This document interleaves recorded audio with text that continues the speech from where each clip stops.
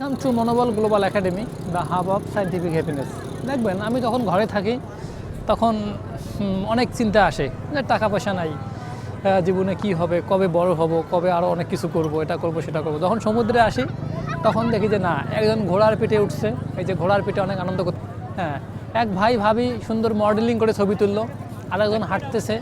এই যে হাজারো বৈচিত্র্যময়, একজন আরেকজনকে কথা বলছে কি যেন, আরেকজন আরেকজনকে ছবি তুলে দিচ্ছে। এই যে অনেক বৈচিত্র্যময়। এই যে এখানে এখানে শিশুদের খেলনা, এদিকে নিয়ে আসো। এই যে দেখো দেখো দেখো, এখানে শিশুরা খেলা খেলছে। মানে এই যে কত বৈচিত্র্য, এই বৈচিত্র্যটা কিন্তু যখন ঘরে থাকা হয় তখন কিন্তু এগুলো হয় না, এগুলো মানে আসে না।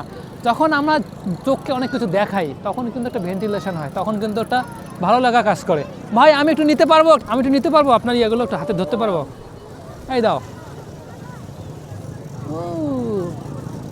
এগুলো দেখলে কি ভালো লাগে না ভাই? এটা মাছ। ও আমি তো ঢেকে গেলাম ভাই। এটা এটা আনন্দ, এটা হচ্ছে আনন্দ না? এটা একটা শিশু হাঁস থেকে শুরু করে ও ও কত আনন্দ না, ভালো লাগতেছে।